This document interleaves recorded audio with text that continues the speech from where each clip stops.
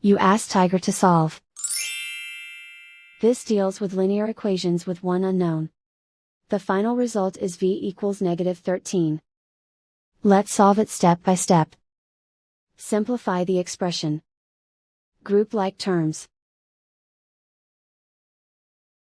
Simplify the arithmetic. Combine like terms. Group all constants on the right side of the equation. Add 13 to both sides. Simplify the arithmetic.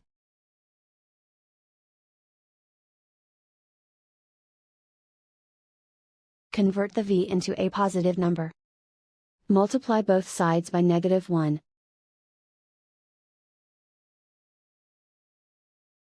Remove the ones. Simplify the arithmetic. And so the final result is v equals -13.